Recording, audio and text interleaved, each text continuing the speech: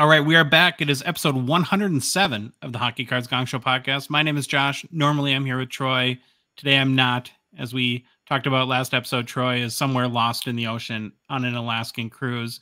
And so we have a very special guest with us today, Coach Koe.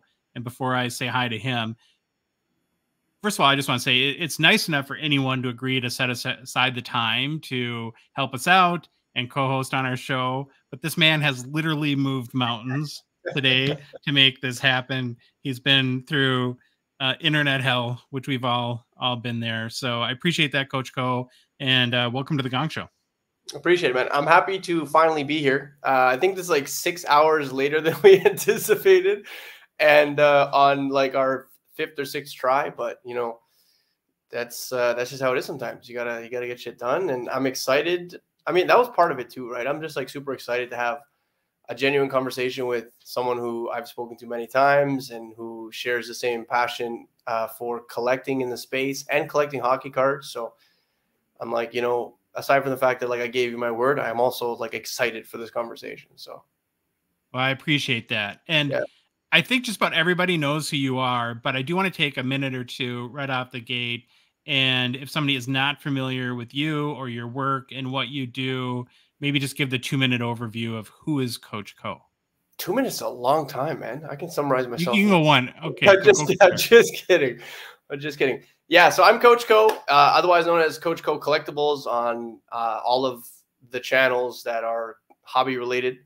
I talk a lot about sports card news, so I try to keep everyone informed, whether that's current news or past news, and just help essentially give more knowledge to the average collector or potentially, you know, someone who's interested in the space. And the news doesn't just fall upon sports, it's like collectibles as a whole too. So I find that there's just so many wonderful niches in this space, you know, and really not a lot of information out there, at least not in one place. And so I try to be that one place. Yeah, your TikTok is daily appointment viewing for me. I don't know if there's a day in the past year where I haven't opened the app and gone and specifically searched for you, because you do such a great job. I think I heard somebody, I don't know if it was at the National, called you like the master of the floating head, which is kind of a funny way to look at it, but it's true. I mean, you're just amazing at it, and you have you know, such a great approach to how you do it. So if anyone's not following you, it's Coach Koe Collectibles on TikTok. You're also on Instagram. You have a great podcast too that I listen to every Monday morning. It's Cardboard Coach. And so, like I said, we're just excited to have you here today. And yeah, we're going to get rolling. Before we do, though, just a couple really quick mentions. First of all, Koe, are you familiar with Second String at all? The wallet company where they make wallets from NHL goalie material? Okay, so this is my wallet. I'm showing, this is my Andrea. Don't steal my credit card information. Andrea from Andrea Vasilevsky's blocker. Right there. Yeah, they take NHL goalie gear and then they sew them into great wallets. They do collections. Right now they're clearancing out their previous collection. I think there's about 19 left. And so if you go on to secondstringleather.com, you search through the wallets, you can save 65%. Use code Gongshow15. It's an extra 15%, so like 85%. It's ridiculous. Then they've got a new collection coming out soon where they've been teasing the most amazing players. So it's kind of a cool memorabilia piece that you can wear with you throughout the day. It's hard to take your PC cards with you in your back pocket everywhere to show people. So I get a lot of attention for my wallet. You should check them out. No kidding. And then the last thing that I will mention before we get started here is the Hockey Cards Gongshow is a Patreon podcast. That means we rely on supports from listeners and watchers like yourself to help us cover our monthly expenses, to produce more and hopefully better hockey card content, and to fund initiatives, even in a small way, to promote the hobby. It's very easy to support us. You can go to the Patreon website at patreon.com, search for Hockey Cards Gongshow, or you can go to our website, hockeycardsgongshow.com, and there's a link there to become a patron. There's a link in the show description for the podcast app you're listening to us on, or if you're watching us on YouTube, it is there as well. And finally, in our Linktree and TikTok, or in our Linktree, in our Instagram and TikTok profiles, there's a link there too. We have 3 new patrons since our last show. So very excited to have those. A 96, Top Shelf Cookie Sniper, who's got a new Hockey Cards podcast, Top Shelf Cookie Sniper podcast. And then M. Laird. They also get access to our Discord, and you can chat with us on a daily basis there. So I just want to thank those guys for their support.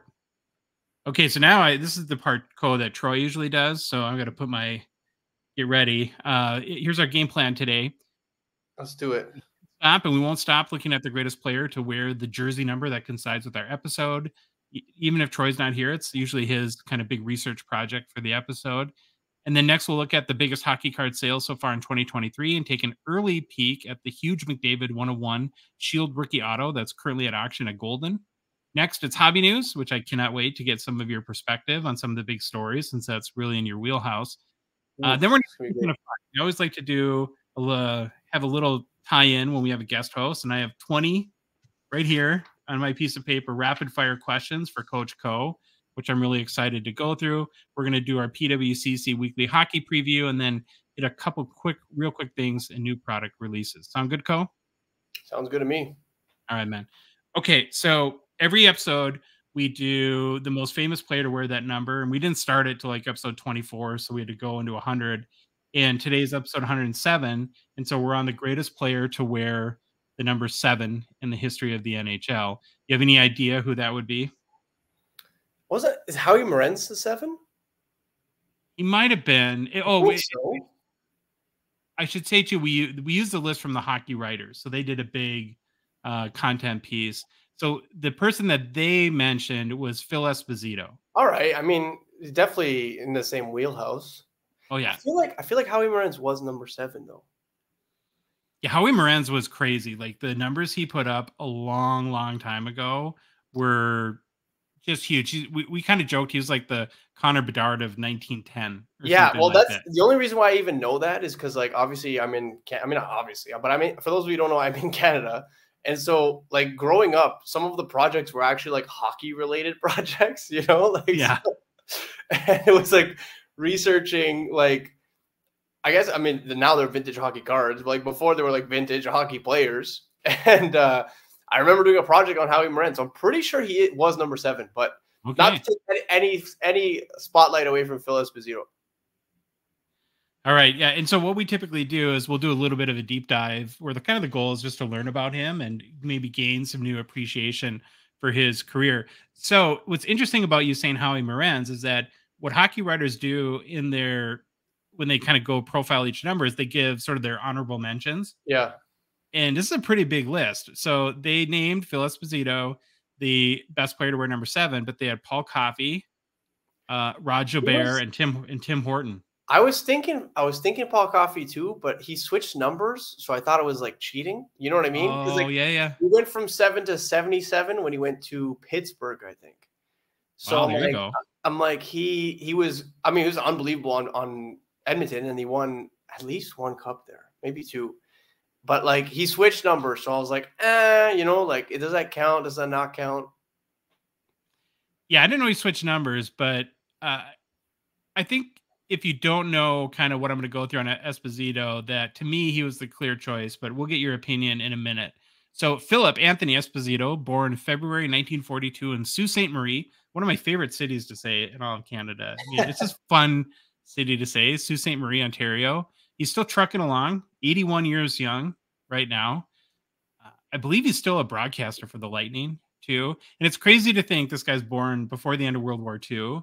And he's still alive, and he's still very active in the NHL world. Well, he signed with the Blackhawks as a teenager and then was assigned to their Sarnia Legionnaires, the junior B team in 1960-61, where he only scored 47 goals and had 61 assists for 108 points in 32 games. That's crazy. So just 3.8 points per game, which pretty good. Even crazier in a playoff game that season. So his first kind of after signing with the Blackhawks and the juniors, he had 12 points in 1 game. That's madness. Which is very, very impressive. And if you think about, man, what kind of hype he'd have today coming in with those type of numbers, it would, we know what happens. We got guys like Bedard that, obviously taking the world by storm there. That's crazy. It would take Esposito, though, till 1964 to make his Blackhawks debut. He was 22 years old and would have an instant impact. By 1965, he's with the Blackhawks, and he's centering a line with the great Bobby Hull. Not too bad there. In the 1967-68 season, Esposito was the 7th highest scorer in the NHL.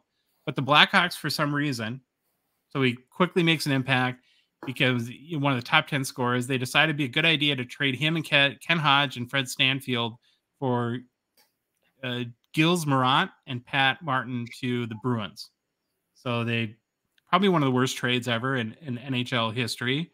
And because in Boston, he would become one of the greatest scorers in his era. So now I'm going to kind of run through some of his stats and accomplishments. And honestly, they're mind blowing.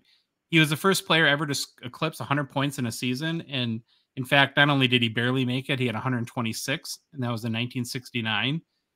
Esposito would go on to win 2 Stanley Cups with Boston and play with them for parts of 9 seasons. In 1975-76, he was traded to the Rangers, in part because even as he got older, he didn't want his playing time to go down. And so he finished his career in New York and played 6 more years there. For his NHL career, Esposito scored 717 goals, 873 assists for 1,590 points in 1,282 games. So he averaged 0.56 goals per game and 1.4 points per game over almost a 20-year career, I believe. And he still ranks today. And I think, Code, this is like where I think you start to understand the impact this guy has and maybe how underappreciated he might be. He still today has the 7th most goals in NHL history. Yeah, I was going to say like between 6 and 8. And I think he's 10th for points.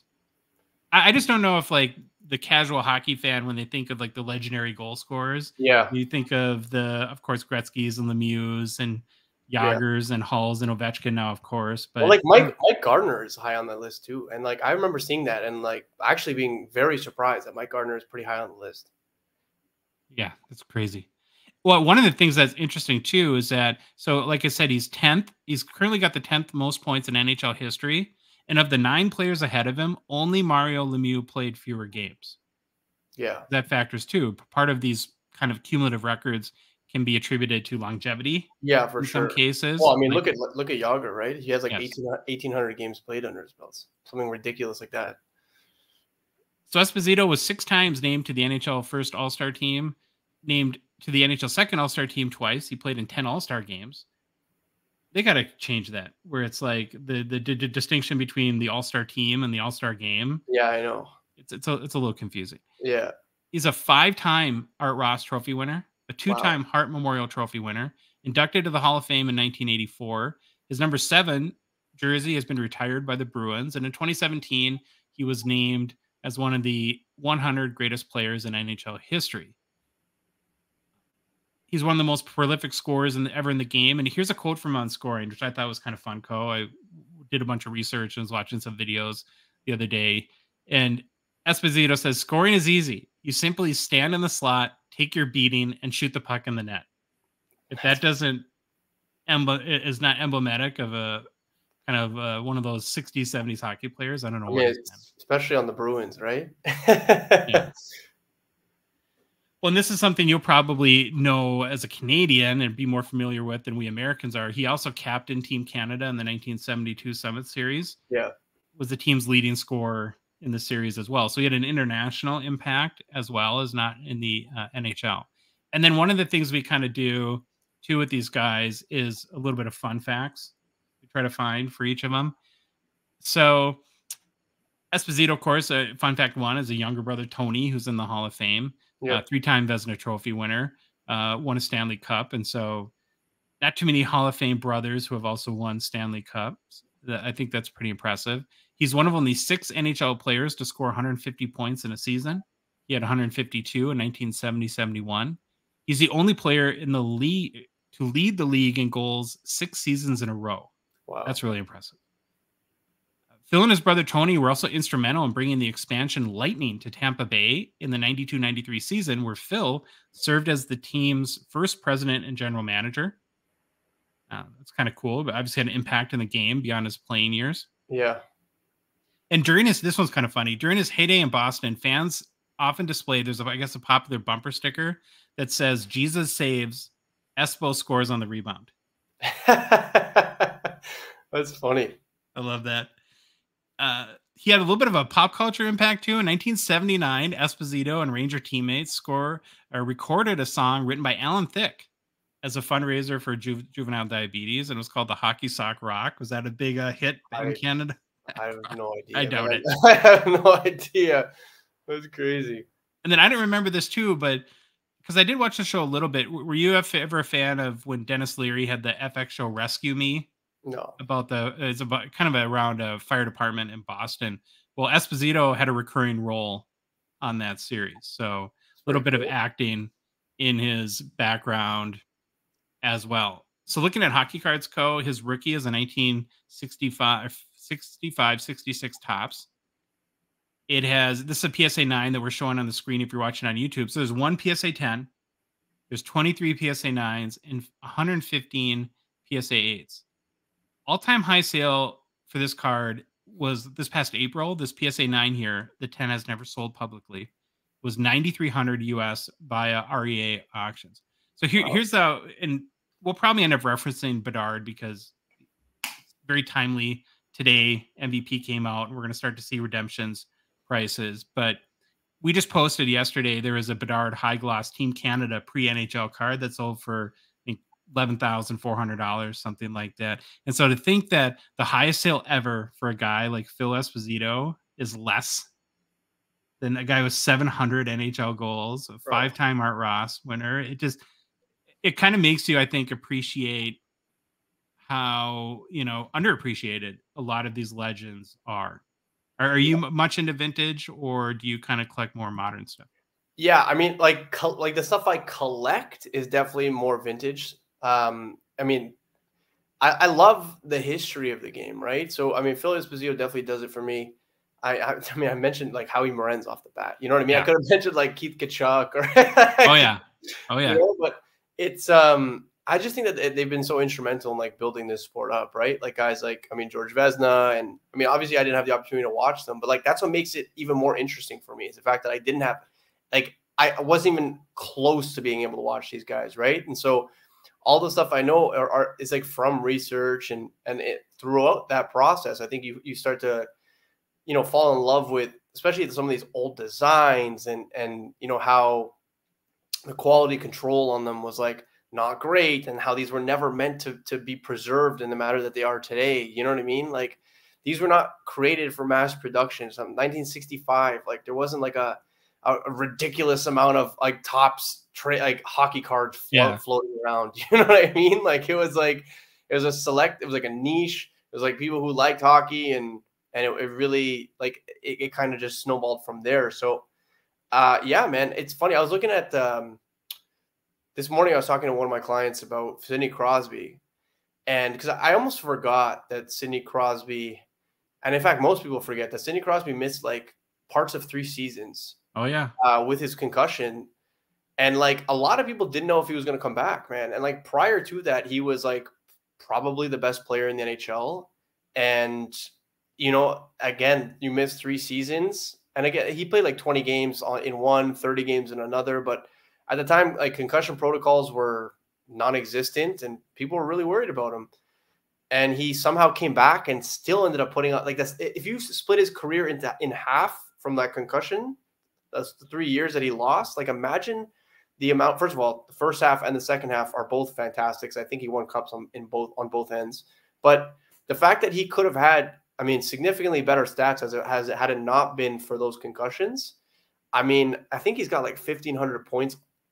He is, in my opinion, pretty damn disrespected considering everything that he's accomplished over the course of his career and still continues to accomplish. I think he still put up like 98 points last year, and he's like 36 years old, 37 years old. Yeah, he had a great year last year. Yeah.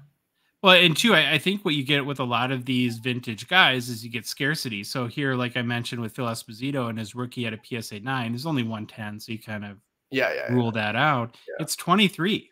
Yeah. I mean, even 8s, right? 8s, you said 126. 115 8s. Yeah. Right. That's a great card. I mean, think about how many Connor Bedards are going to be out there. I mean, even high glosses. Like, I mean, like there's 10 high glosses, right? Like there's, half as many high glosses are there are PSA 9 Espositos, period, like in a 9. You know what I mean? Like, it's crazy. It is crazy. And I hope that, like, part of why we do these segments is that maybe it'll get people interested to do a little bit more their own research, Yeah, of to look course. into these guys a little bit, and to realize that there's a lot of awesome cards in vintage and they're not super expensive, right? So you can look at the fact that the top Phil Esposito sale ever is $9,300 and shake your head at that. But you can also, glass half full, say, wow, I could collect a guy that scored 700 goals, had a massive impact on the game, had a Hall of Fame career, one of the greatest 100 players of all time, and I don't have to mortgage my house to do it. There's no risk because his career is over. It's not like you buy a Jack Hughes card and he scores 12 goals next year I and know. you're out, stuff like that. And so we just really love to shine the light on these guys that have had a real instrumental impact on the game. Love it, man. Okay, we're going to move on because one of the things that excited to get your feedback on too, and there's currently a big card that is for sale at Golden Auctions that I think is already up to 110,000 or something like that after a day. It's this Connor McDavid NHL Shield 101 from Ultimate Collection, his rookie year in 2015. And I think most of the people are expecting this code to be a real big sale, Yeah, possibly beat the 228 or 228,000 US, which is this top cup sale to this point. So are you expecting this one to break records? It's going to be tough. I mean, this is going on in the off season as well. Like, there's just so many factors that are going to go into this sale. Like, it's a massive card. And I think that the people who would have been interested in this card are still going to be interested in this card. But I think when you're talking about breaking all-time highs, or breaking all-time highs, you almost need people who probably wouldn't normally be interested in that card to be involved in that as well, right? So I think that had this happen maybe during like a cup run, or maybe, in the midst of another Rocket or another Art Ross, there's really nothing that's getting anyone excited. I mean, obviously the card itself is beautiful card. It's a one of a kind. It's a shield. It's a rookie. There's an autograph. I think they did everything right in getting an authentic grade versus like potentially a 6 or a 7, right? So I think that this is like done correctly, except for the fact that I probably wouldn't be selling this at this present moment in time. But that being said, I mean, if it's already at $110,000, like it could very well do $250,000, if not more, right? But yeah, I think that there could have been better opportunity to list this thing, but that's just my 2 cents. Yeah, the timing's weird. It's also in the Golden 100, so I kind of get it because that's a big collection of huge cards. What I wanted to do, though, as part of this, I mean, I'm sure he had something similar to that, like in the middle of the season. They're always going to come up with a new. I don't say gimmick in a negative way, but no. It's like a marketing strategy, right? Yeah, like creative marketing. Yeah. So I thought we'd look at whether this can be a record or not. It'll be a big sale, and we're about a little more than halfway through the year, of course. So I thought we'd look at, well, what are the top sales year to date? So I have the top 5 hockey card sales year to date. We're going to go in order. We'll count down from 5 to 1, and at number 5, the first one is a McDavid. It's a PSA 9, though. It's not his top cup sale. Beautiful patch. 4 colors, is that? 4 color. 3 color with 4 breaks. Yeah, exactly. It's gorgeous. It's crazy. Yeah. So this card, it's a PSA 9. It's Cup RPA out of 9 from 2015. The Cup that sold for $102,000 in April in the PWCC Premier. So that's the 5th highest hockey card that has been sold so far this year. At number 4, we have a card we typically see on a list like this. It's a 1966 Topps USA Test Bobby Orr PSA 8.5 that sold for $115,000 US May 1st via eBay. Now this sale is a little bit down. So on eBay. 150. Oh, and I verified it too. I was going to mention that. That's a heck of an eBay sale, huh? 115 grand. Well, imagine being the person that gets imagine that eBay transfer hitting your bank account. It's crazy. Or you haven't shipped, you're 2 days late in shipping on your $115,000 sale. I Something wonder like I that. wonder how like I wonder if the seller had like an actual shipping fee on that, you know? Because it Uh, always makes me laugh when it's like $100,000 card and it says like 99 cents.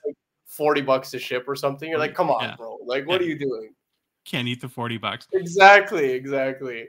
So at 115,000, it wasn't an all-time high. It had sold for 135,000 in April of 2022, so about a year earlier. But yeah, like we said, huge eBay sale there. At number 3, another guy that you're used to seeing on this list is a 1979 OPC Wayne Gretzky PSA 9 that sold for 156,000 US on January 27th. So right at the more beginning of the year. Now, that's way down for the card's all-time high. In the pandemic, these cards went crazy. It had sold at one point for 265,200 in April 2021. But still an amazing card, and uh, I wouldn't be sad if I owned one that was worth 150 grand. No, definitely not. So at number 2 so far this year, we have That's it was OVPSA the 10. big, yep, the OVPSA 10, 182,400 back in June. So just what, a couple months ago, Yeah, and biggest OV sale of all time. yeah. So definitely a record there. And The so pop Troy and one. I, if you're watching on YouTube, yeah, pop one. Now, if you had this card and it wasn't in a slab, and are you seeing on my screen there's a little Yeah, thread yeah, there? yeah. That fly away. Yeah. Troy thinks he would leave the thread. I have terrible OCD. That thread would drive me crazy. Nah, you have to leave it, man. I would leave it. I would just have to, it would just, it drives me crazy to look at now. But obviously, that's a real big sale. Yeah. And it was the number 2 sale so far this year. And I think this won't be the end in the next 18 months for record OV sales. I assume that This they'll be was higher. Do you? this was a BGS 9, wasn't it? I think. Yes, it was. I think at one point it's actually a BGS 8.5. I talked to one of the guys that had owned it, and so then Yeah, it yeah. had been graded a 9 and then crossed over to a 10. So yeah, very, very smart there. So do you have a guess at what the top selling hockey card this year has been? Oh man. I mean, we went through the usual suspects. Gordie Howe. Gordie Howe. It's a little bit of a trick question, so Is maybe it may be unfair. Yeah, it's a 1979 OPG wax box, sealed box Really? that has the BBCE certification that sold for $198,000 back in January as well. Do you know how many rookies are guaranteed in that box? I believe I don't know, but what I do know is that even out of the pack, there's so many issues that it would be a That's what I miracle mean. even to get a Why 9. would I mean the only I guess just to have one of the only sealed boxes remaining, Yeah. right? Like It would be beyond dumb to open it. literally, Very yes. tempting. Yes. Very Especially tempting. for that price tag, you know, like it's Yeah. not even close. Yeah. So again, this is 198,000. And so again, and I kind of wanted to roll through these because that sort of brings us back to this card right here, right? And I think for sure this is the highest selling card of the year, and it'll just, it's got to do 229 or just over 228 to be the highest selling McDavid card.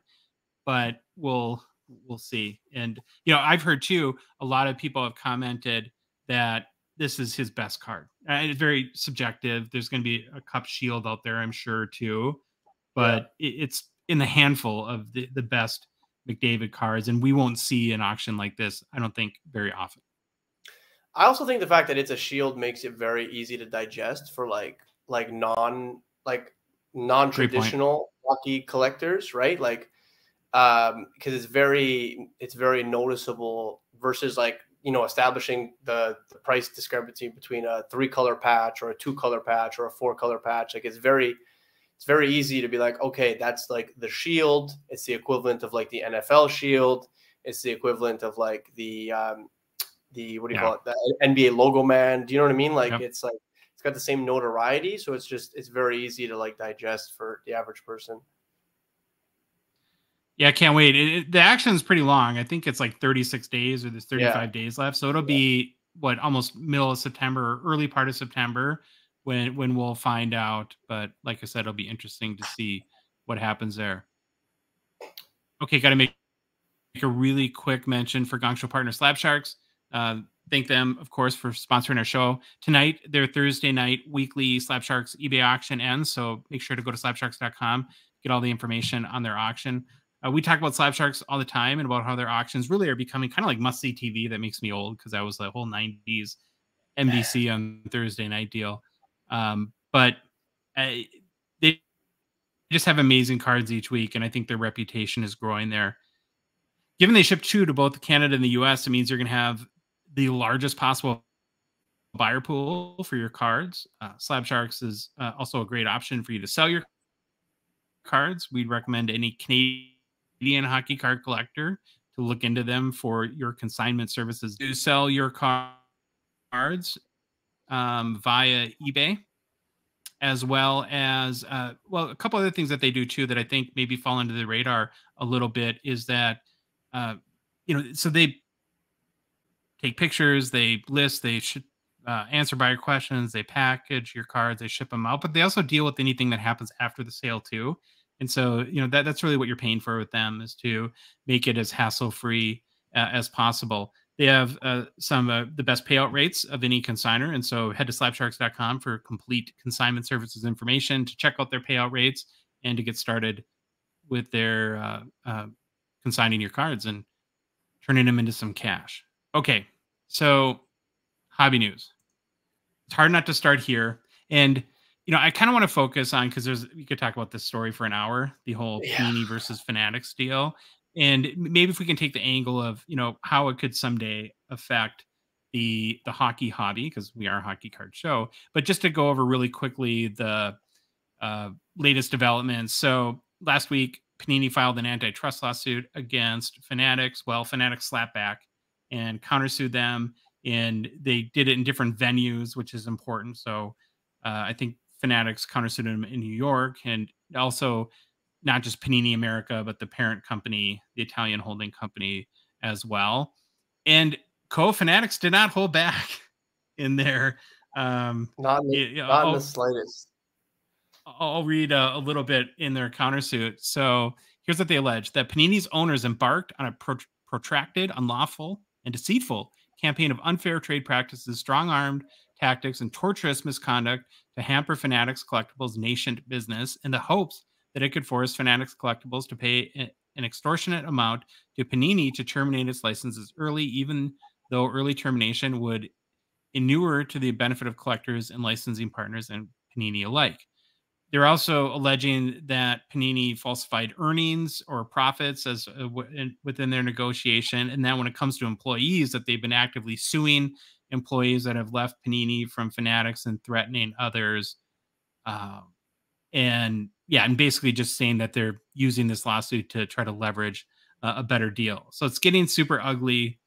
And first of all, here's the part that really that I'm just totally stuck on, is that it seems like that with Panini, the meat of their allegation or their antitrust suit is the fact that if Fanatics has these exclusive licenses, that is harmful to competition. Well, they've had exclusive licenses forever. I agree with you.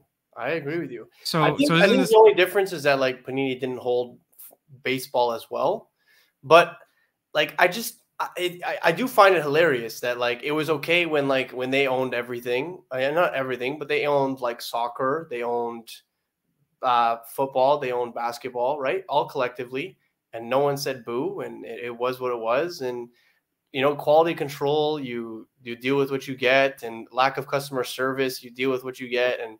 But now all of a sudden that someone else is trying to do the same thing, it's like, well, no, this is a monopoly. So I find that to be very interesting. It's like I think this is like a last ditch effort by Panini to salvage. And again, like they won't be like done in the space, because I mean, their sticker albums are essentially how they got so profitable in the first place. You know what I mean? Like the reason why they were able to acquire so many funds and then eventually acquire the licenses were from the sticker albums. From the every 4 and 2 years, they get a giant infusion of cash, like globally. Whereas like the sticker craze, and I don't think we really understand, especially as hockey card collectors, you know, how big sticker on album collecting is for the World Cup and the Euro Cup. All that to say, it is getting very interesting with that lawsuit and the counter lawsuit and the one that follows that. And I mean, they look like they're able to duke it out. But, and I go back to too, it seems like the crux of this is the exclusive licenses, and they're part of really what, because exclusive licenses didn't exist for really till Panini and other companies around that time in the early 2010s or whenever it was started those. And so one of the things that's interesting to me is that maybe could happen here is, what if, as part of the outcome, that the courts decide that the idea of exclusive licenses are non-competitive in nature, or don't live up to antitrust statutes? Could that ultimately impact someday Upper Deck? I mean, that in the NHL, definitely, right? Because I think the only reason why Fanatics hasn't really gone after, I mean, Upper Deck and the NHL have like a pretty solid relationship, but at the end of the day, like, it's about money, right? Like, and I mean, we've seen Fanatics has already taken over the NHL licensing for jerseys and memorabilia and stuff of that nature. And so this would just be like another step. And I mean, especially if we look at what Fanatics is planning for the incorporation of athletes and you know, people who are in the public sector, you know, big names, it wouldn't surprise me if it was like very enticing for the NHL to partner with someone like Fanatics. I mean, and again, like it's, you know, if it was open season for everyone, sure. But I mean, you know, the company with the biggest pockets is probably going to get the most. But they have the ability, because their business is so big and expansive and into many other avenues in sports, to offer deals to the leagues that just a trading card company can't. Yeah, of course. And it seems like that their equity play was a big kind of a no-brainer kind of thing when now looking back on it, but probably Panini or Topps hadn't thought of that. And, you know, that I know was probably attractive so to the leagues. But yeah, it's something that we'll keep following. In my mind too, I think the news part of this is probably over for a long time. Now it's going to get tied up in months long protracted court filings and stuff like that. And I think if you don't mind me interrupting you really quickly, I think one of the best things that could come out of this lawsuit is the shift in redemptions. I think after this, you will see a different level of accountability when it comes to redemptions. You might even see a lot of players not be included in sets because they can't get their autographs. They can't get autograph cards in time. And as a result of that, I mean, there might be some cup sets without big rookies who were not able to sign, but at the same time, you don't get a redemption. So it really, especially because it seems like Fanatics is raking Panini over the coals when it comes to redemptions. They've mentioned several times in this lawsuit that it's, you know, it's misleading the customer by providing a redemption that inevitably doesn't get fulfilled. And that the whole redemption process, you know, including redemptions going missing and appearing online for sale. Like, I think once this gets presented to a court, it's going to be very difficult for someone to side in favor of redemptions moving forward as someone like an unbiased party, you know, like they're going to be like, this is from the get-go seems a bit deceitful in nature. Oh, 100%. And then it's also, you can even just, whether they should exist or the fact that because they have no competition, what's their incentive to deliver them in a timely manner, deliver them accurately, or to deliver the value that the collector and customers should be entitled to. And so that's, I guess, my big takeaway is that will anyone have exclusive licenses after this? I mean, I don't think that the courts will make that drastic of a change. I don't think so either. We'll have to see. So the other thing that happened this week in hobby news is it looks like a Kyle Dubas era in your guy from the Maple Leafs in Pittsburgh he's a master of acquiring $10+ million contracts. That's like his like shtick, you know? He's like, I don't have enough people on my team with $10 million contracts. I need to acquire another one. Yeah, in a hard cap situation, that can get a little problematic. So Pittsburgh completed a 3-way trade that was mainly more role player guys and draft picks, and the key guy in it has Erik Karlsson, of course, coming over from San Jose over to the Penguins. And what really surprised me about this whole thing is I heard like the Stanley Cup word a lot for a couple of days, and I want to kind of break it down and get your opinion on this too. But before we do, I wanted to take a quick pick at just sort of like the Karlsson market, because I think that's like a lot of people assume, and what we've definitely learned over the past year is that not a lot of this stuff actually moves a ton. I just sold one yesterday. Oh, you did? Well, when I looked as of yesterday, there had been 44 sales in card letter sales history since the trade, and about 81 sales in the 30 days prior. So it's not real big high volume to begin with. And like the biggest cards that have sold since the trade, there's a 2009 The Cup honorable numbers rookie patch auto out of 65 that went for like $400 US. But the prior sale to that was 134. And then there was a 2009 Future Watch Raw that sold for 220. This card's kind of all over the board. It goes from 300 down to 100. But again, 44 sales, not a ton. Which one did you sell? PSA 10 Young Guns. Ooh. Yeah. There's a nice card. Yeah. Okay. Graded it myself. You did? Yeah, I got a good eye. Nice. I guess you do. So let's get back to the whole Stanley Cup thing. And I saw you kind of make a face, and so I think you're on the same page. But I want to start by just looking at their key players and age. No, right? So you have Crosby, who's playing great, very young, but 36 years old. You have Malkin at 37, Jeff Carter at 38, Jake Gensel is 28, so he's still in his prime. But they're talking about putting him on the LTIR. Oh, really? Yeah. Anyway, keep going. Sorry. Well, that's good information. You have Letang at 36, who's had some big health issues, and now Karlsson at 33. They did pick up Riley Smith, who had 56 points last year, and I'm going to turn it over to you in a second. Here's my concerns about the Penguins being a contending team. Well, they're a little old and long in the tooth, but okay. And while Karlsson will definitely be an offensive boost, one of the things that Troy's pointed out a lot is that when you look at, and he found some writers that have done some pretty deep analysis, Karlsson is awful defensively. Awful. I think for his career, he's like minus 128 or something. Yeah, I mean, so he's going to be at a boost offensively, but then you're also relying on Tristan Jarry at this point to A, stay healthy, and B, put the team on their backs. And if Karlsson's getting a lot of ice time, it's going to put more pressure on him. And so I honestly don't know if they're even going to make the playoffs. They didn't make the playoffs last year. I don't know if this necessarily puts them over. Because, there's a lot of teams that have improved, even in the Metro, right? Like, if we look at Columbus, like, they're dramatically better than they were last year. First of all, assuming that Werenski and Laine are healthy, that automatically is a massive boost to their lineup. They made a bunch of trades to bring in guys like Provorov and Severson to shore up that defense. Like, I look at, obviously they don't have the same game breakers that like a Pittsburgh has, but like they can definitely be competitive. I think the worst team in the Metro is without a doubt Philly, but like after that, like the Islanders were competitive last year. Columbus was competitive. Well, they weren't competitive last year, but I think they should be competitive this year. We've seen the Devils pop off. The Rangers aren't going anywhere. They're still relatively young. If they get either Kako or Laffy to contribute anything, I think that very well could take them to the next level.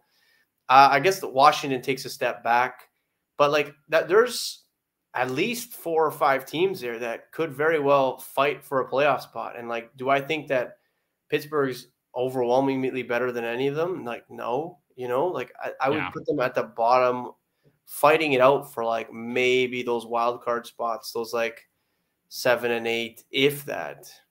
Mm-hmm.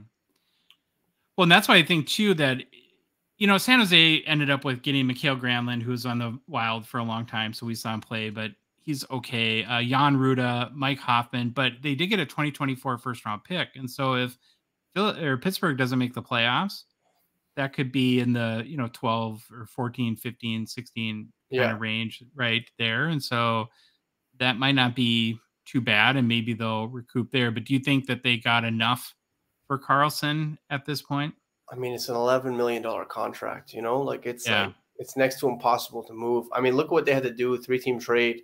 Like several teams had to eat salary just to make this thing happen. I mean, given the fact it's a very unique situation because it's not every day that a past Norris Trophy winner, especially the season previously, gets traded, and much less for like a package like this one. But he's also 33 years old. I mean, we talked about how he's like unique in the sense that like he's just not very good defensively. At least that's what his metrics say. So, I mean, you're going to get someone who has the ability to put up 100 points like he did last season. I don't think he does it again this year, but he's got the ability to. But at the same time, like you almost need to have like you need to know who his partner is going to be. You need to know, maybe have some sort of structure like in terms of like defensive forward that swaps out with him when he comes up. You know what I mean? Like there's a lot of moving parts to acquiring a player like that. So I think that they got what they could have. I mean, they stretched this out for like a year and a half. You know what I mean? Like it's been a while. Yeah. And then there weren't many options at the end of the day, I don't think. I also don't think he'll score 100 points on Pittsburgh. There's not enough to go around. They had nothing going for them, San Jose. The only thing that made them relevant is last year was could Karlsson score 100 points, which hadn't been done in like 30 years since Brian Leach in the early 90s. And so I'm assuming that a lot of the pucks got fed his way. And, that's just not going to happen. There's a team full of young players. And I mean, I think that San Jose did the right thing because at the end of the day, like he eats so much ice time. He eats so much of the puck. There was a lot of players that just weren't getting the puck. And they have a lot of young players coming up, right? So, I mean, now all of a sudden you free up ice time, you free up space for your young kids to get creative, to maybe gain some confidence and momentum moving forward. Great points. All right, so that's hobby news. Now, I cannot wait for this. This is I've spent way too much time coming up. So we're gonna do what I'm calling rapid fire with Coach Koe. I thought it'd be fun to just fire a whole bunch of questions at you. You have 20, and the idea here is not to think a lot. Right. Okay. We're looking for your kind of instant reaction and guttural, I guess, maybe as they would put it. And unfortunately, I have no fantastic prizes you're playing for. We're just doing this for fun. That's okay. But sorry, are you ready? Let's do it. Okay. Question number 1. Which team wins the President's Trophy in 2023-24? Oh, man, that's tough. I'll give the Devils. Okay. Percent chance Adam Fantilli wins the Calder Trophy. 18. Within a week of release, does the Connor Bedard base Young Guns raw sell for more than 500 US on average or less than 500? Easily. More? Yeah. Okay. Question 4. Is the bounty for the Connor Bedard Young Guns 101 more or less than 750,000 US? 100. 750,000? Yeah.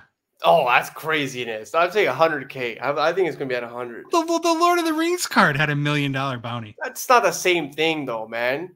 Lord of the Rings, Magic the Gathering has played for aeons. You know that? I don't know. Yeah, hockey's been around since Howie Morenz. $1,000 for hockey.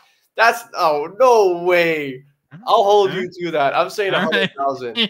You're gonna blast me on your millions of TikTok. No. I get honestly, maybe I'm the idiot. Like. Okay, so this is a calendar year 2024 question. Okay. What's the percent chance a Connor Bedard card is the highest selling hockey card in 2024? 2024. So next season when his stuff comes out, I think it's pretty high. I think that percent chance. Give me like 63%. Okay. Next question. If the over-under for goals OV scores is 34.5 for 2023-24, are you taking the over or the under? 34.5? Yep. I'll take the over. All right. Who wins a Stanley Cup first? Connor McDavid, or Austin Matthews? I'm biased as hell. Yeah. Austin Matthews. Oh, I skipped one, though. I got to go back to OV real quick. That's okay. Will Ovechkin break Gretzky's goal record? Yes or no? 100%. Yes. Okay. He would die on that ice. Even if he's got to pull like a Yager and just come back for like 10 games every year, he'll do it. All right, I'm going to maybe tug at your heartstrings here a little bit. This is another yes or no question. 3 years from today, both McDavid and Matthews still play for their current teams. Yes or no? I think so, yeah. Okay. Well, it kind of helps now that the Oilers hired his agent as their CEO too. Yeah. Which young prospect scores more goals in 2023-24? Cole Caulfield, Jack Hughes, or Tim Stützle? For Cole Caulfield. No question. If you can stay healthy, I'm still going to go Cole Caulfield, though. True or false? Much like the National, the Toronto Fall Expo will set an attendance record. Fall Expo. Yeah. You think so? I think so. Okay. I think so. Some big things coming for the Expo. I'm excited. There we go. Ooh, here's a tease. Yes or no? 5 years from today, Upper Deck is still the only licensed producer of NHL hockey cards. 5 years from today? Yep. I'll take that. Yeah. Okay. More likely, in 2023-24, Alexis Lafreniere finally figures it out or fades into obscurity. What does figure it out mean, though? Like, how many points are we talking? 50 points. He just establishes himself as a guy who can be a top 6 NHL player. I don't think he's a top 6. Okay. Biggest chase in 2023-24 Upper Deck Series 1. Will it be Luke Hughes, Matthew Nyes, or Devin Levi? That's tough. It won't be Luke Hughes, I don't think. So and again, even Matthew Nyes. What about Askarov? Can I throw Askarov in there? Okay, yeah, you can throw it in there. I just wonder Devin Levi if he's got the whole like Yoda Buffalo pose kind of thing. I don't know. But they've been talking about Askarov for a long time, though, man. I could have included him. Okay, I was really tempted when we were talking about Pittsburgh because you kind of went down this route. So this is very much related to the Erik Karlsson situation. This is the longest of my rapid fire questions. So there's 8 Eastern Conference playoff spots next year. Let's assume for a minute that Boston, Carolina, New Jersey, Toronto, the Rangers, and Lightning are all locks, right? So that's 1, 2, 3, 4, 5, 6 are locks. That leaves. Why is Boston locked? Why you think they're going to take such a big step backwards? Dude, they're losing the Selke, like perennial Selke. Like, who's their center right now? Charlie Coyle? Okay. Linus Ullmark can't play as well as he did last year. That guy played. I got Swayman. Swayman was just almost as good as numbers as he did, though. So, okay, but just roll with me here. Boston. Fine. I'll do it. So that leaves 2 spots for the following teams: the Islanders, Panthers, Sabres, Senators, Penguins, Red Wings, and we'll say Capitals just because of Ovi. Who gets in the final 2 spot? I mean, Florida, I think for sure. And then I'm going to go either Senators or Buffalo, but I'm going to lean Buffalo. And that's kind of as I relate it back to the Erik Karlsson thing, where I think it's so tough because the Red Wings are going to be better this year. Yep. You have the Islanders that made the playoffs last year, right? Yep. So maybe they take Boston's spot if Boston doesn't make it. But I think the overall point is the Eastern Conference is going to be crazy next year. How it is from now on for a little bit. Yeah. Okay. Question 16. The most underappreciated current player in the hobby. So a guy that's still playing in the hockey hobby. Who's the most underappreciated, do you think? Mikko Rantanen's got to be up there, man. Either Mikko Rantanen or Braden Point. Yeah. Most underappreciated legend in the hobby. That's tough, man. I mean, a lot of the guys in the 90s, bro, like Sakic stuff is not cheap, I guess. Underappreciated legend.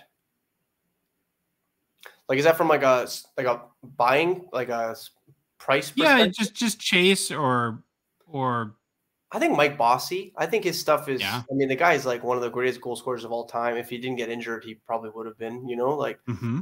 And except for when he died, like his stuff really didn't move very much.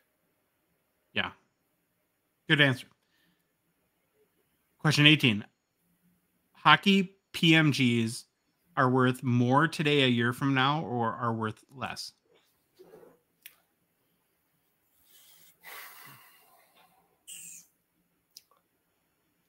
I think they're going to be worth more, but I wouldn't be surprised if they're worth less. So I'm going to go with worth more, but I wouldn't be surprised. And I just don't know. I mean, we've recently saw like hockey collectors get into a PG Platinum. And like, obviously there was people collecting it for a while, but that stuff, even in 2020, like McDavid stuff in OPG Platinum was still pretty cheap. Like even his colored stuff. So it was only recently that the market's kind of like learn to appreciate parallels and, different designs than just the paper. So I'm going to go with more expensive, but like I said, I wouldn't be surprised if they weren't. Okay. 2 left. Yeah. So 10 years from today, when we look back, which rookie class will we revere or think was better? Looking at the hobby, so like hobby rookie class. 2020, which of course you have like Kaprizov, J-Rob, Tim Stützle, Ilya Sorokin, versus 2021, where you have Caulfield, Zegras, Seider, Raymond, Swayman, McTavish. Which class do you think at the end of the day will be the stronger one in the hobby? I'll go 2020. I'll go 2020. I think, J-Rob's already hit like 100 points, right? Yeah, Stützle is well on his way. Both those guys are franchise, and there's really not a ton of speculation. Now they are a year older, so like it could very well happen this upcoming season with the other guys, right? But I'm gonna go with 2020. Okay, last question. True or false? This next year will be one of the best and funnest in the hockey hobby. I'm gonna go with true because it seems like since the Kraken came into the league, I mean, people don't realize that when there's an expansion draft, that's essentially like 30-something players that are playing in the league that otherwise wouldn't have been playing in the league. They would have been in the minors. And as a result of that, like rosters do kind of get like watered down. And I think scoring goes up as a result of that. And so we've seen over the last few years that scoring increase. I think we're still going to have that scoring increase going into this year. I think you're going to see a lot of players hit 100 points again. Last year, I think we had 9. I wouldn't be surprised if we had double digits this year. And especially with there's just not a ton of like solid number 1 goalies anymore. And the ones that are, the teams don't want to burn them out before the playoffs. So I think there's going to be a lot of scoring this year, and scoring is fun. So I think there's going to be a lot of fun in hockey season. Scoring is fun. All right. Well, what did you think of 20 questions? Were they good? Okay. It's great. We're gonna roll on. Yeah, of course. It was great, man. We're gonna roll on into our PWCC hockey preview. So PWCC sponsors our show, and very grateful to them. Just a quick mention: their August premiere auction starts today. So go to their website, PWCC Marketplace, to check that out.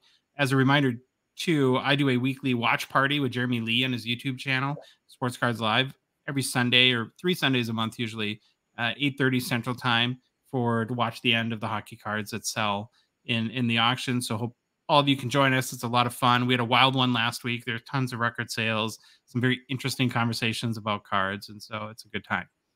But like we always do, we pick out, Troy and I usually do, some vintage and modern cards from the auction that we want to talk about, and I'm excited to get your insight on these two as well, Coach Koe. And the first one from the vintage side is a little bit cheating, I guess.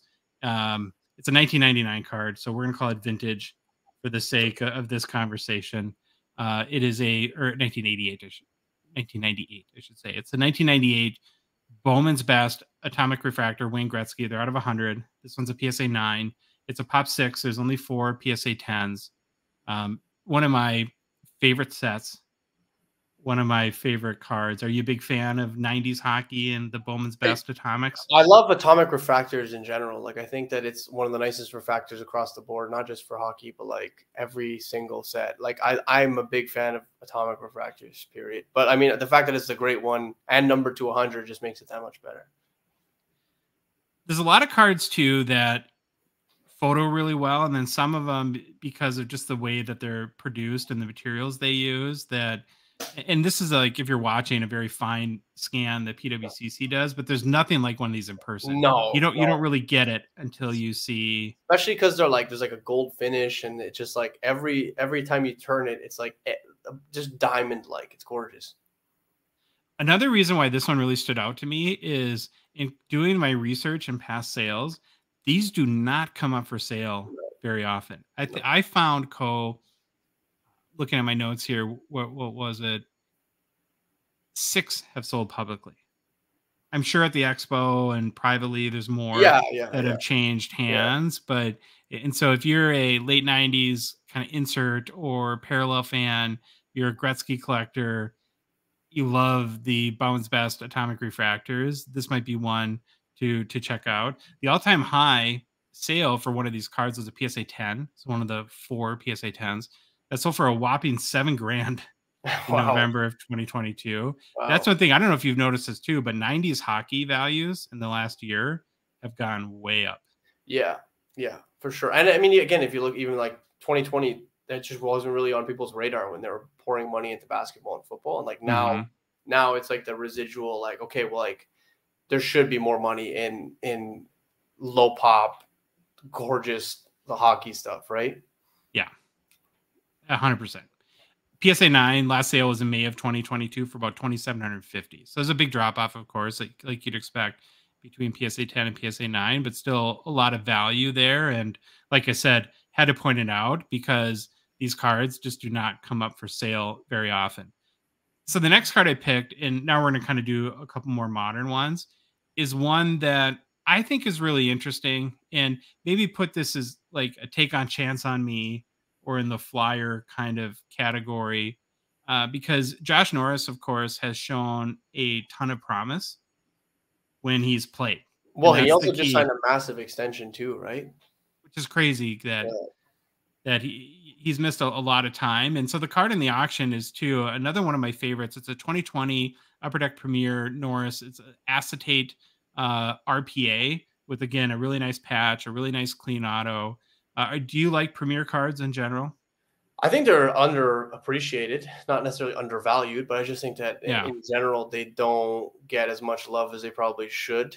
They're gorgeous looking cards. They have all the right elements, like in terms of like patch, autograph. I mean, like the acetate, I've always been a massive fan of, but again, like just not really well received for the most part. But yeah, I mean, there's no reason why. I remember owning a lot of premieres and just not getting the same looks, but that's okay. More for people around. More for the and because he's kind of a take a chance on me guy. So I did a little bio on him. So he was the 19th overall pick in 2017, drafted by San Jose. Actually, he's the son of a former Canadian NHL player, Dwayne Norris. Wow. He was traded to Ottawa as part of the package that brought Erik Karlsson to San Jose. So there's another tie-in. His injury woes started in college when he missed the second half of 2018-19. I guess he was injured in the World Juniors that year and had a really good start to the college season. So very similar to his NHL experience. He was one of the nation's leading scorers at the time of the injury.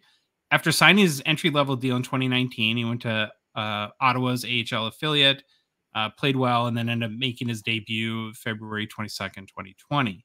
So he made for the full 2020-21 season, he made the Senators team, put up 17 goals, 18 assists for 35 points in 56 games played. Now remember, that was a shortened season due to the pandemic. So that wasn't injury related there. He was second in rookie goals that season behind Kaprizov. So a lot to be excited about there. Yeah, oh yeah, man.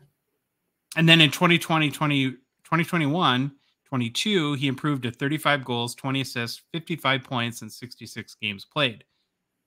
So that brings you into coming into last season. Tons of expectations. 5 games in, hurts his shoulder, misses 3 months, tries to come back in January, makes it 3 more games, then re-injures his shoulder and shuts it down for surgery. So to this point in his career, he's got 54 goals, 39 assists, 93 points, and 133 games played.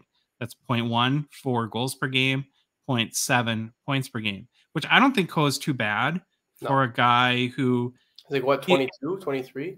He's 24, but he just hasn't been able to stay on the ice long enough to benefit from that accumulation of experience Yeah. that you get. So that's a little bit of history on him, and I want to kind of now bring it back to this card, the 2020 Upper Deck Premier RPA PSA 9 out of 149. Right now, you're definitely buying Norris on the cheap. Whether you're a Sens fan or like want to take a chance on me guy, this one might be interesting to look at. A graded copy of this card has never sold, but to give you an indication, Coe, of how big the hype once was on Norris, a raw copy sold for $440 US in April 2022. Now the last sale for a raw was $67. That's crazy.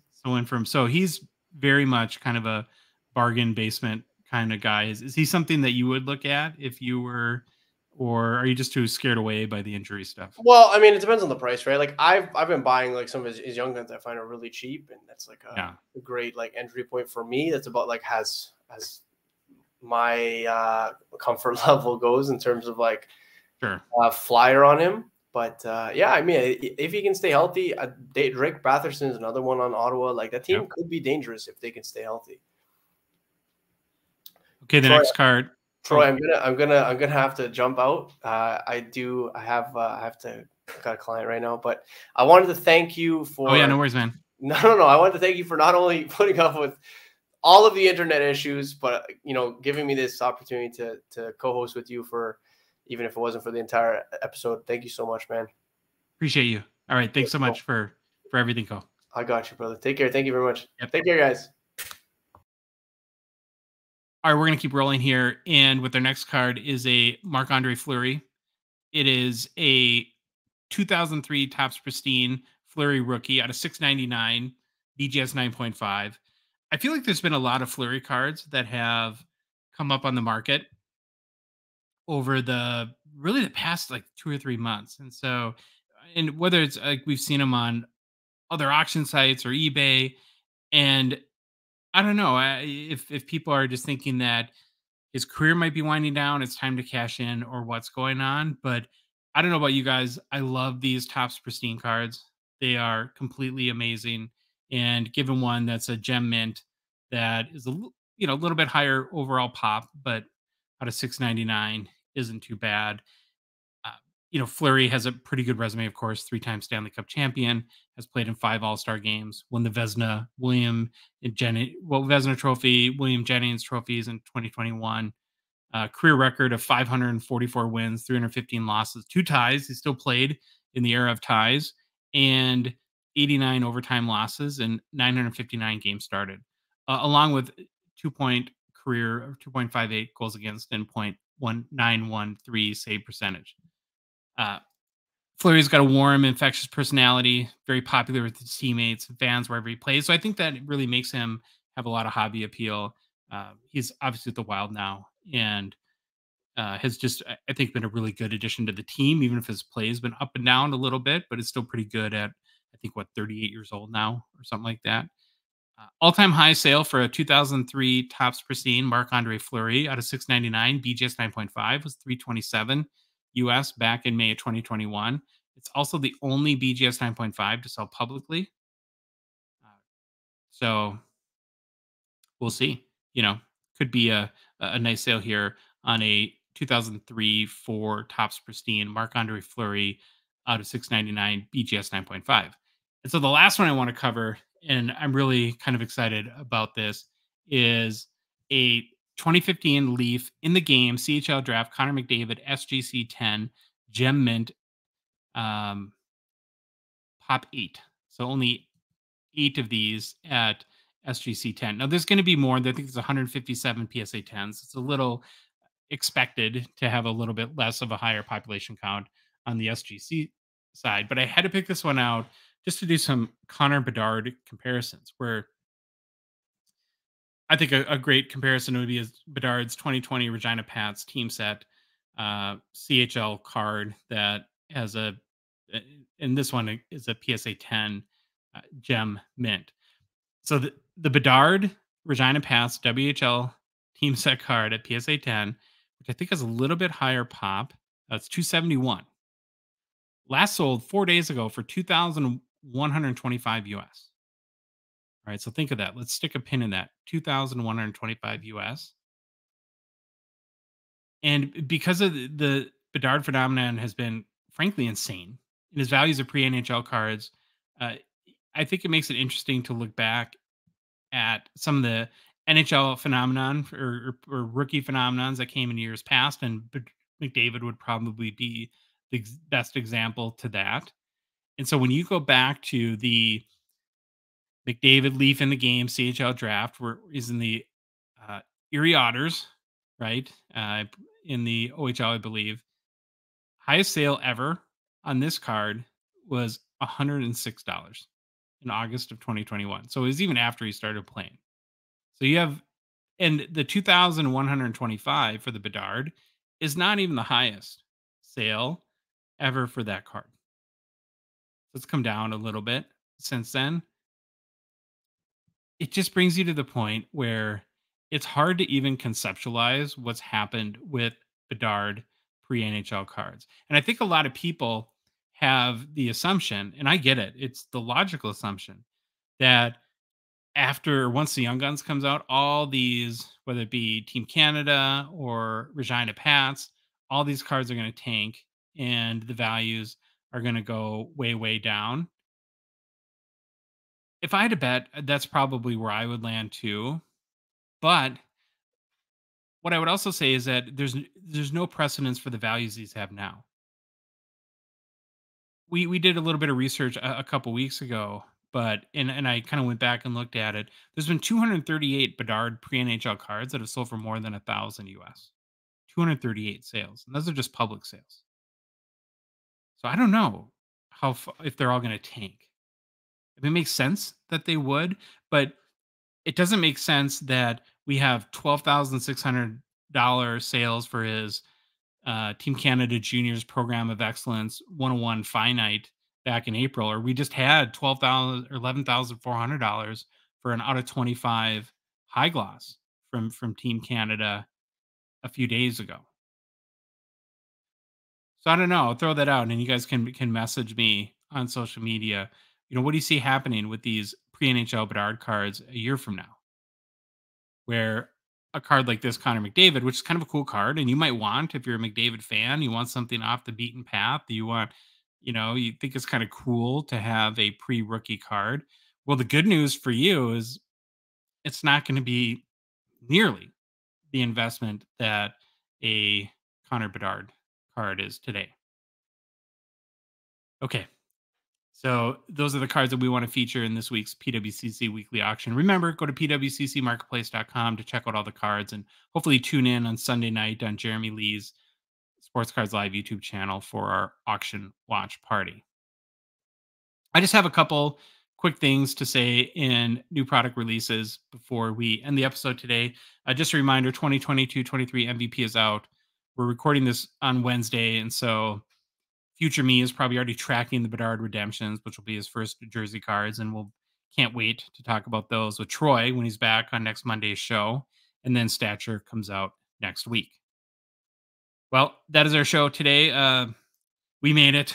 It was a little bit of an adventure trying to get anything done, and sometimes things happen in life, and you just got to roll with the punches and keep focused and keep moving on. And so that's been the theme today. So if you liked the episode, and I hope you did, please leave a rating, review on Apple, Spotify, whatever podcast app you listen to us on.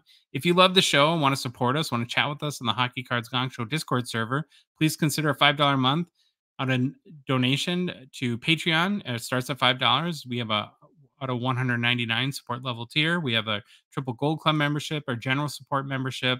It really helps us again continue to produce our show, and you can chat with us on the Hockey Cards Gongshow Discord server as well. There's a link on our website to become a patron at hockeycardsgongshow.com. You can go to the Patreon website, patreon.com, and search for Hockey Cards Gongshow. There's a link in the show description, whether you're watching on YouTube or listening to us on a podcast app. And in our link tree on our Instagram and TikTok profiles, there's a link there. We are on social media.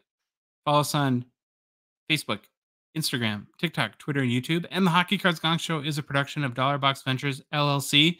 Have a awesome weekend, and we can't wait to chat with you guys all again on Monday.